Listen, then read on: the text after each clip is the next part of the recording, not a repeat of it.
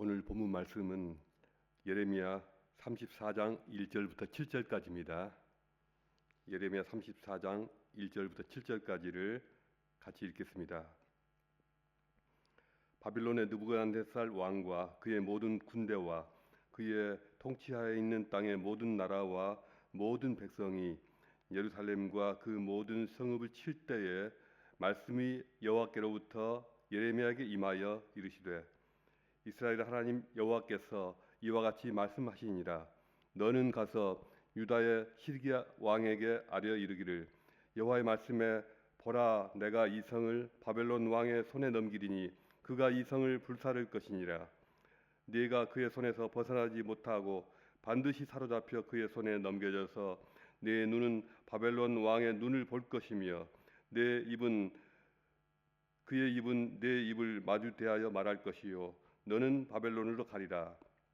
그러나 유다의 시드기야 왕이여 여호와의 말씀을 들으라. 여호와께서 네게 대하여 이와 같이 말씀하시니라. 네가 칼에 죽지 아니하고 평안히 죽을 것이며 사람이 너보다 먼저 있은 네 조상들 곧 선왕들에게 분향하던 것 같이 네게 분향하며 너를 위하여 애통하기를 슬프다 주여 하리니 이는 내가 말하였음이라. 여호와의 말씀이니라 하시니라. 선지자 예레미야가 이 모든 말씀을 예루살렘에서 유다의 시드기야 왕에게 아뢰니라. 그때에 바벨론 왕의 군대가 예루살렘과 유다의 남은 모든 성읍들을 쳤으니 곧 라기스와 아세가라 유다의 견고한 성읍 중에 이것들만 남았음이더라. 오늘 함께 나눌 말씀의 제목은 완악한 자가 맞이하는 최후입니다.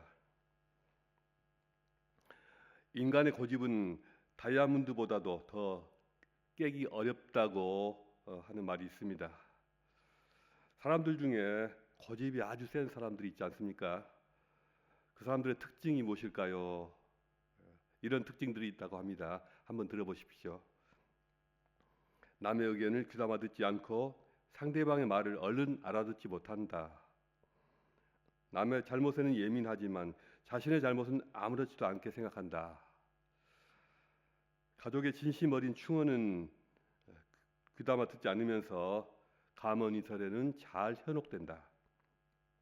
현실 파악이 어둡고 생활 반경이 좁다.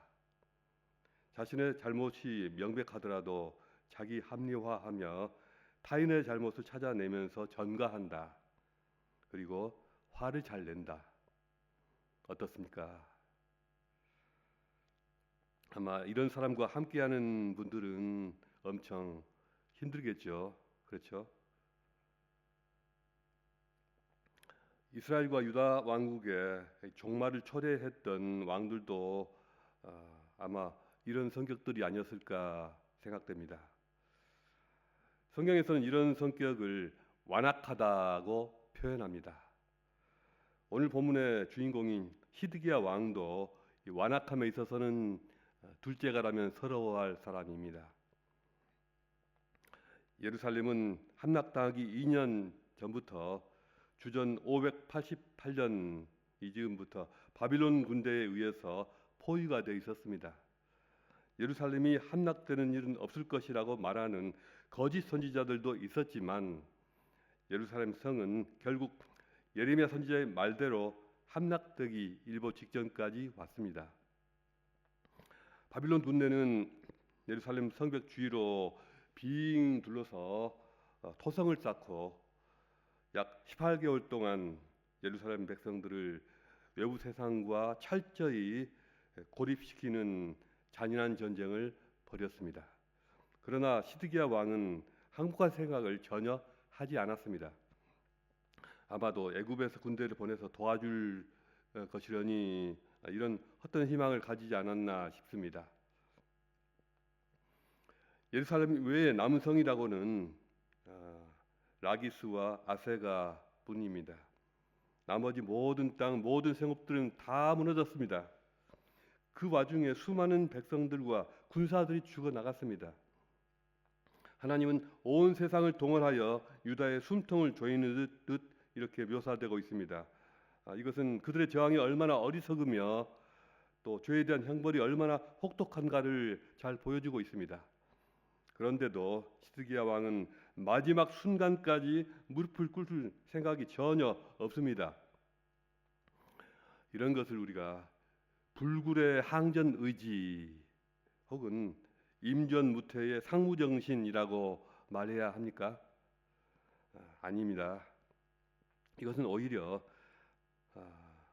어리석음의 극치죠. 태평양 전쟁 말기에 헤아릴 수 없이 많은 수백만의 젊은이들의 목숨과 국민들의 생명을 잃어가면서 버티고 버티다가 마침내 원자폭탄 2방을 얻어 맞았던 일본 군국주의자들의 무모함과 어리석음에 비견될 수가 있습니다. 시드기야 왕은 당시 중동 지역의 패권을 잡은 바벨로니아의 왕 느부갓네살에게 충성을 맹세했었습니다. 하지만 그의 제 8년에 애굽의 군대가 유다 방면으로 진격해 오자 바벨로니아를 배반하고 애굽에 착 붙었습니다. 이제 그에 대해서 화가 난 느부갓네살 왕은 유다에 다시 침입해 와서 18개월 동안이나 예루살렘을 포위하고 있는 것입니다. 이렇게 숨이 넘어가려고 하는 이 때에 하나님께서는 예레미야 선지자로 하여금 시드기야에게 하나님의 말씀을 전하라고 하십니다. 그것은 하나님께서 예루살렘을 바벨론 왕의 손에 붙이실 것이고 시드기야 왕은 바벨론으로 사로잡혀가서 느부갓네살 앞에 설 것이라는 내용입니다. 그러니 불필요한 항쟁을 멈추고 제발 굴복해야 한다는 것입니다. 자신이 하나님 앞에서 심판받아 마땅한 죄임을 인정해라. 지금이야말로 그 심판을 수용해라. 그래야 그나마 살 길이 열린다라는 것이죠.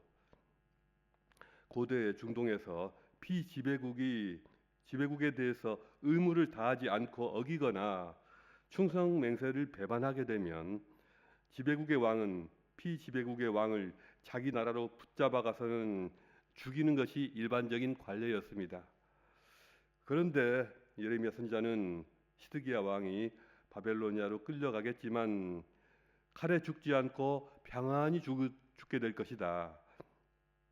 사람들은 애가를 부르면서 이 시드기야 왕을 애도할 것이다 라고 말합니다. 이것은 여호야김 왕이 죽었을 때 온 나라 백성들이 그를 비웃으면서 전혀 애도하는 태도와는 거리가 멀었던 것과는 비교가 됩니다. 어떻게 보면 이것은 하나님께서 마지막 순간까지 시드기야 왕에게 기회를 주고 계시는 것입니다. 그러나 그는 끝까지 하나님을 신뢰하지 않았습니다. 그렇게 끝까지 고집을 부리는 이런 왕의 말로는 비참했습니다. 비록 하나님의 말씀처럼 그대로 이루어지기는 했습니다. 그러나 그 실상은 만만치가 않았습니다. 시드기야는 자기 눈앞에서 아들들이 죽임을 당하는 것을 지켜봐야 했습니다. 그리고 자기 신하들이 도륙을 당하는 것을 또 목격해야 했습니다. 그리고 자기 자신도 두 눈이 뽑히는 참혹한 형벌을 당하게 됩니다. 시드기야의 두 눈이 그의 생애 마지막으로 본 광경은 아들들이 쳐 죽임을 당하고 또 신하들이 한꺼번에 목배임을 당하는 그런 모습이었습니다.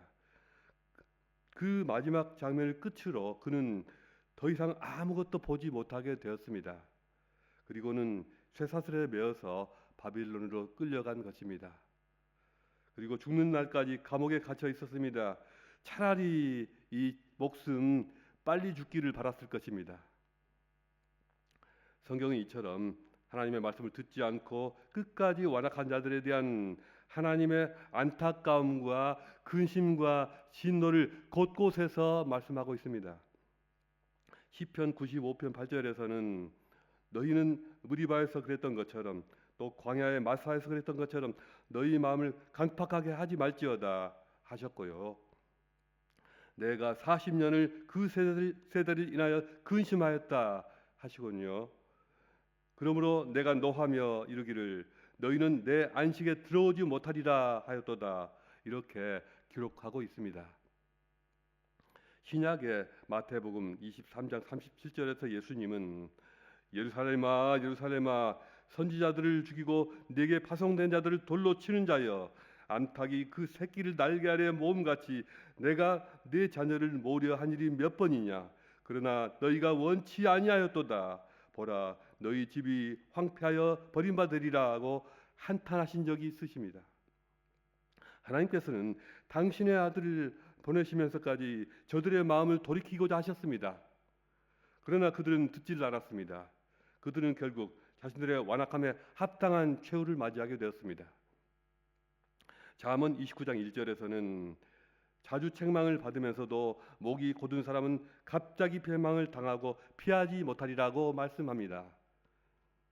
그러나 하나님의 말씀을 듣지 않는 완악함은 그들만의 전유물은 아닐 것입니다. 우리는 어떻습니까? 우리도 혹시 완악한 길로 가고 있지는 않는지 생각해 보아야 합니다. 성령께서는 수시로 여러분과 치밀한 시간을 나누기를 원하십니다. 여러분 마음속에 기도해야 한다는 생각이 스칠 때가 있을 것입니다. 그러나 그 생각을 무시한다면 여러분은 완악한 마음 쪽으로 한 걸음 내딛고 있는 것입니다. 여러분의 삶이 겉보기에는 아무런 문제가 없어 보일지라도 착한 마음으로 보일지라도 그러나 여러분이 하나님의 얼굴을 찾지도 않고 그의 말씀을 마음에 두지도 않은 채 주님과의 시간을 거절한다면 여러분은 완악한 마음으로 점점 나약해지고 두려워하고 우울하면서 결국에는 마귀에게 삼켜지는 그런 신세가 될 것입니다. 또한 여러분 마음에 반복적으로 들려주는 말씀이 있을 수가 있습니다. 그런데 그 말씀을 듣고도 아무것도 하지 않았을 수 있습니다. 듣고는 무시하는 것입니다. 하나님의 영이 여러분에게 계속해서 말씀하고 계시는데도 내 삶에 아무런 변화가 없고 달라지는 것이 전혀 없다면 여러분의 마음이 이미 완악해진 것입니다. 매주마다 책망과 권면의 말씀을 들으며 앉아 있으면서도 아무런 반응을 보이지 않는다면 이것이 완악함이 아니고 무엇이겠습니까? 우리가 성경을 읽고 설교를 듣는 것은 즐겨 할 수 있습니다. 그러나 여전히 읽고 들으면서도 내 마음이 여전히 완악한 상태로 남아 있을 수가 있습니다. 혹시 우리는 하나님의 말씀을 행하는 자가 아니라 듣는 자로만 살고 있는 것은 아닙니까? 그런데 이 근래에 하나님의 말씀이 나의 삶에 빛을 비추고 나의 삶을 풍요롭게 하고 나에게 조그마한 변화라도 가져온 적이 언제였습니까? 바빌론으로 끌려간 이후에 이스라엘의 자녀들은 그곳에 옹기종기 모여들어 하나님의 선지자 에스겔의 설교를 듣기를 좋아했던 것 같습니다. 그러나 그들은 말씀 듣기를 즐겨하면서도 그 말씀에 순종하려 들지는 않았습니다.